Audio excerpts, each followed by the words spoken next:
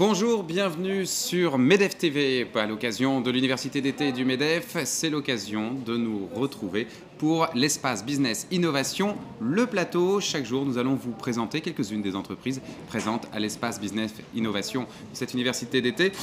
Deux invités avec moi aujourd'hui. Bonjour, Laurent Buffetot. Bonjour. Alors, vous êtes le directeur général de MIA Électrique. Des petites voitures électriques, les premières véritablement voitures totalement électriques qui ne sont pas tirées de modèles non électriques sur le marché français. Voilà. On va les présenter dans quelques instants. Très bien. On présente tout de même Rambaud Daguig. Bonjour. Bonjour Gaël. Alors vous êtes le directeur général de MNC Mobile News Channel, oui, qui est une filiale d'Alcatel-Lucent, qu'on va présenter rapidement. Tout à fait. En fait, MNC est une société spécialisée dans la gestion des transactions mobiles. Une société avec plus de 600 clients dans les segments différents comme le média, sport, loisirs et le secteur télécom. Alors, si j'ai bien compris, la vocation de votre entreprise, c'est d'utiliser toutes les nouvelles technologies disponibles sur les mobiles et d'essayer de voir comment on peut créer des services avec, comment on peut les monétiser aussi. Tout à fait. En fait, nous travaillons essentiellement sur la création de services mobiles en utilisant un écosystème de partenaires et en gérant l'ensemble de la chaîne, je dirais, de transactions mobiles. Alors ceci dans le domaine du marketing mobile, couponing par exemple, une chaîne de fast-food qui veut fidéliser les jeunes clients de son restaurant, ou bien le paiement par mobile, le paiement des biens physiques, par exemple par paiement par SMS, c'est un exemple qu'on fait avec la Banque Postale en Suisse. Également la réalité augmentée dont on parlera peut-être plus longuement tout à l'heure, qui est en fait qui correspond à l'évolution des usages aujourd'hui dans le domaine mobile. Alors on va en parler justement dans quelques instants de la réalité augmentée, mais tout d'abord on va présenter un petit peu plus MIA Électrique. Je disais en rigolant, des petites voitures électriques, elles ne sont pas si petites que ça en fait. Voilà, cette voiture elle n'est pas petite, elle est légère. Son originalité en 2 ou 3 points. Elle fait de l'ordre de 800 kg en fonction du poids du conducteur. Elle a une position centrale de conduite et elle est totalement française. Et c'est une voiture qui a été faite pour être électrique et non pas une thermique dérivée en électrique. Alors je vois Poitou-Charentes, vous avez un lien avec Heuliez ? Nous avons un lien avec Heuliez. En fait, cette société a été fondée en juillet 2010. Elle est issue de l'éclatement de la société antérieurement connue sous le nom d'Heuliez, qui a explosé en 2 parties. Une partie qui continue les activités de carrosserie d'Heuliez sous le même nom, et notre société MIA Électrique. Alors, quel est le marché aujourd'hui pour ces voitures électriques ? Oui, je vais prendre de bonnes références. Carlos Ghosn parle de 80% des conducteurs qui font moins de 80 km par jour. C'est notre marché. C'est votre marché. Mais quand on voit votre voiture avec cette position de conduite isolée à l'avant, on se dit que ce n'est pas vraiment la famille le marché, c'est plutôt les entreprises. Vous imaginez très facilement déjà que le marché, c'est le UK. Oui, c'est ma mère. Avec une position centrale. Ensuite, bien sûr que si, c'est la famille, puisque c'est une voiture électrique, vous mettez sans problème 4 personnes. Oui, mais c'est pas convivial d'être petite toute seule famille. à conduire. Chacun prend ses responsabilités. En revanche, très intéressant pour ceux qui sont à l'arrière et qui ont beaucoup de place. Alors, quelle est votre capacité de production aujourd'hui ? Notre capacité de production, alors l'originalité de la voiture que nous verrons peut-être dans quelques secondes, c'est que c'est une voiture qui est issue d'une production industrielle. Et quand je vous dis c'est la première voiture électrique française, c'est la première voiture électrique française qui n'est pas un prototype et qui est issue d'une chaîne industrielle. Je vous invite bien sûr à venir nous visiter à Cerizay. Et notre capacité aujourd'hui, nous sommes donc entre le début de production et une production standard. Nous sommes aujourd'hui à environ 10 voitures par jour. Notre cible, c'est 50 voitures par jour. D'accord, alors on va regarder quelques images qui ont été faites ici, à l'université d'été du MEDEF. Voilà. On peut voir justement votre voiture. Comme vous le disiez, on distingue l'avant de l'arrière, parce qu'à l'avant, vous avez un essuie-glace. Voiture avec porte latérale coulissante.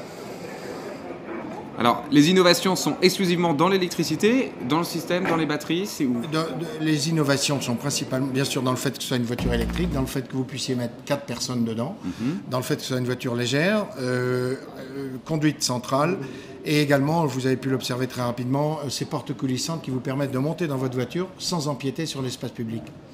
Quelle vitesse Classique, 110 km/h.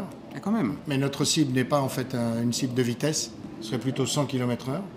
Quelle autonomie? C'est la question suivante en général. Une batterie de 8 kWh vous donne une autonomie de l'ordre de 90 km. Une batterie de 12 kWh, une autonomie de 130. Et la taille de la batterie fait, j'imagine, énormément varier le prix de la voiture. Oui, énormément. Bon, les premiers prix d'attaque sont de 19 500 € sans les bonus. Donc vous retirez 20%, vous tombez sur les 15 000. En fonction des régions où vous êtes, vous avez un premier prix de l'ordre de 12 000 €. Alors qu'est-ce que par exemple MNC pourrait faire pour une marque de voiture comme ça? Alors tout d'abord, je pense que ce qui est important à souligner, c'est que l'utilisateur final que nous sommes, nous avons envie aujourd'hui d'avoir des services qui correspondent à nos vrais besoins.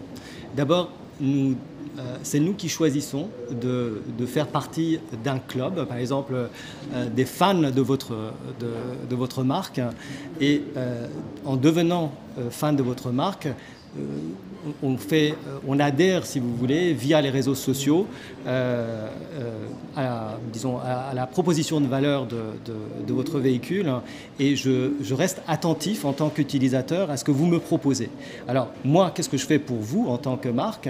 Je vous permets, avec une application extrêmement simple à mettre en place, de ce qu'on appelle de faire le recrutement des fans sur Facebook par exemple, et que par la suite je peux mobiliser ces fans de manière très très simple, soit pour des campagnes d'information, soit pour des campagnes promotionnelles, soit pour des événements VIP, on peut dire en mode push ou en mode pull, c'est-à-dire moi je demande de l'information ou de la promotion, ou vous m'envoyez des campagnes d'information. J'utilise également un certain nombre de technologies nouvelles, type la réalité augmentée, pour pouvoir soit me repérer, avoir des informations. En fait, la réalité augmentée correspond à une nouvelle façon de consommer de l'information, consommer des produits et des services. Et donc, ce qui est important, c'est, de regarder comment la digitalisation de l'économie aujourd'hui fait basculer les lignes entre les différents segments de marché. Et un acteur aujourd'hui dans le domaine télécom ou dans le domaine de la publicité pourrait très bien passer la barrière, offrir un certain nombre de services nouveaux. À titre d'exemple, récemment, il y a une chaîne de distribution en Corée du Sud qui a produit des affiches publicitaires dans le métro en reproduisant des linéaires de son magasin. Et les utilisateurs, en prenant le métro, ils scannent les produits qu'ils veulent, et ils font leurs courses tout en faisant